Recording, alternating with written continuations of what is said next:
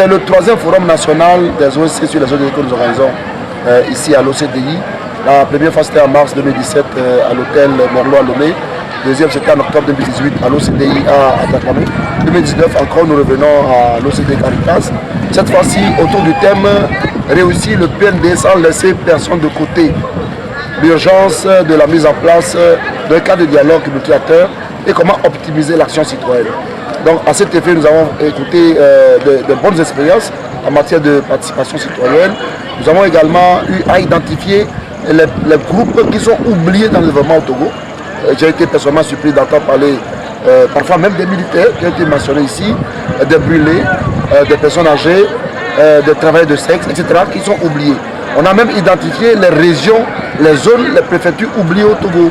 La préfecture du Mo, de l'Akebou, de Wawa, de l'Esmono, de Loti, mais également des communes oubliées et des routes, des sentiers qui constituent des viviers pour le Togo, mais qui sont oubliés dans le développement et autour desquels l'État doit rapidement réaliser son attention. Nous avons fait tout ce travail d'identification. Et puis, nous avons bien entendu validé notre plan d'action stratégique. Et nous avons également adopté la charte qui va régir le fonctionnement de notre groupe. Et à l'heure où je parle, nous sommes en train de mettre en place le conseil d'orientation, un peu comme le conseil d'administration, donc le comité d'orientation du groupe de travail, donc il va conduire les destinées du groupe pendant les 4 prochaines années. Avec l'avènement des ODD, vient avec une nouvelle façon de travailler, une façon holistique, et les structures de la société civile ont été identifiées dans l'article 89 de l'agenda 2030 comme des groupes qui doivent pouvoir s'organiser. Et ajouter aux 9 groupes d'acteurs qu'on avait avant, les jeunes, les femmes, les collectivités, les entreprises, les syndicats et tout, on a ajouté d'autres acteurs, notamment les personnes âgées, les volontaires, les philanthropes et les groupes minoritaires comme les mouvements LGBT, etc. Donc il s'agit de créer un creuset dans lequel tous ces groupes peuvent n'est-ce pas, partager les expériences, les bonnes pratiques, et également essayer de coordonner les actions et faire un plaidoyer uni avec l'État. Donc le rôle du groupe de travail, c'est un travail de contrôle, de contribution, on le fait déjà à la mise en œuvre des ODD au Togo qui s'appelle PMD, mais surtout c'est le travail de suivi, de veille que nous sommes censés accomplir. C'est donc pour cela que nous avons ensemble décidé la mise en place de ce groupe de travail des OSC sur les ODD au Togo qui aujourd'hui est porté sur ces fonds baptismaux.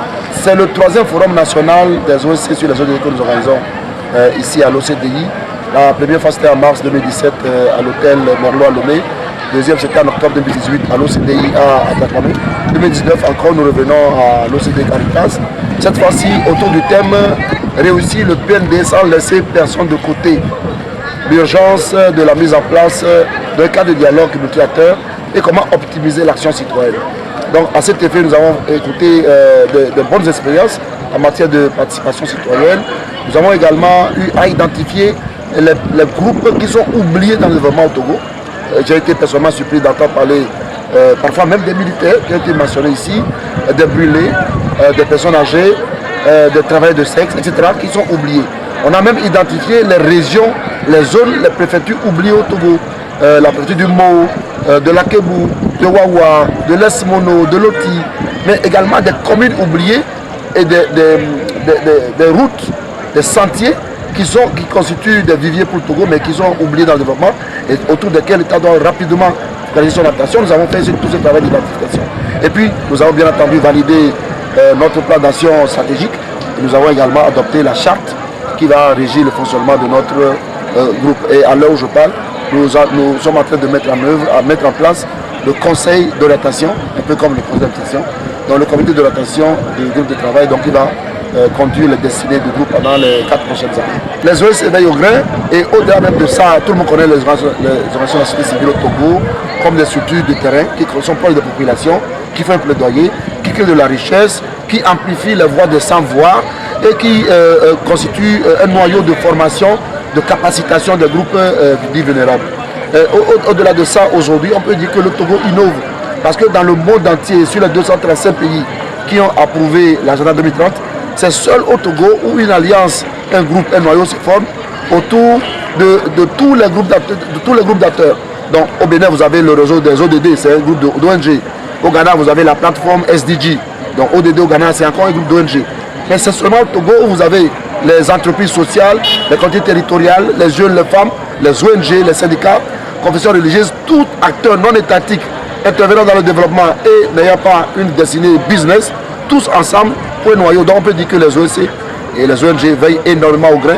Mais en même temps, pour nous ONG, moi je viens de JVE, ça me donne un peu de... Bon là, on n'est pas inquiet, mais on se rend à l'évidence que la façon de travail doit changer. Avant, quand du développement, avant c'était juste nous les ONG. Aujourd'hui, c'est tout le monde qui fait le développement. Et c'est ce message fort que ce groupe envoie à l'endroit de l'État.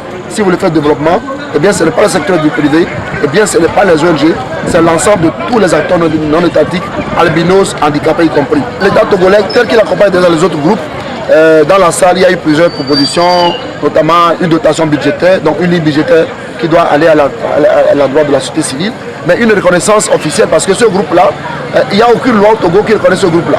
Il n'y a aucun ministère qui peut dire oui, moi je peux prendre à la poitrine ONG, syndicats et religions tous ensemble. Non. Donc l'État doit mettre en place un cadre pour reconnaître ce groupe, mais également la mise en place d'un cadre de concertation État-société civile pour qu'on puisse avoir un cadre pour partager de temps en temps. On a également demandé la mise en place, la construction d'une maison de la société civile au Togo. Ça aussi c'est de l'air forte. Mais au-delà de ça, la collaboration, au-delà du 17, travailler ensemble. L'État seul, c'est bien, elle a l'argent pour construire les routes, mais après, pour sa mise en œuvre, pour que des gestes citoyens se fassent, c'est le travail de la société civile. Donc, un travail collaboratif, voilà quelques doléances que nous avons vis-à-vis de l'État. Aujourd'hui, le groupe de travail est organisé autour des ODD. Et tout le monde sait que les ODD, c'est quelques engagements pris par les nations pour acter le développement durable dans le monde. Et ces objectifs-là se construisent autour de 4 piliers essentiels. Il y a les questions, les questions sociales, donc santé, éducation, les questions environnementales, changement climatique, biodiversité, désertification, mais également les questions économiques, partage de bénéfices, responsabilité sociétale des entreprises, suivi des flux financiers, lutte contre la corruption, voilà les aspects économiques. Mais également, il y a deux autres aspects, donc c'est plutôt 5 piliers. 5 piliers sont construisent les ODD, le politique, le social, l'économie, l'environnemental, mais également le culturel. Donc le politique entendait gouvernance. Donc, et tout ceci est organisé autour de la justice inter- et intragénérationnelle. Donc c'est la durabilité que nous visons. Et aujourd'hui, s'il y a des défis aujourd'hui qui se posent à notre pays, au monde entier, quand on a fait aujourd'hui l'exercice pour voir quels sont les groupes vulnérables au Togo, on a vu que s'il y a une zone au Togo qui est très à risque, c'est ceux qui vivent aux côtes. S'il y a des Togolais qui sont menacés actuellement, ce n'est pas le Boko Haram, c'est la mer, un ennemi invisible contre lequel on ne peut même pas lui envoyer des batteries à missiles anti-sol.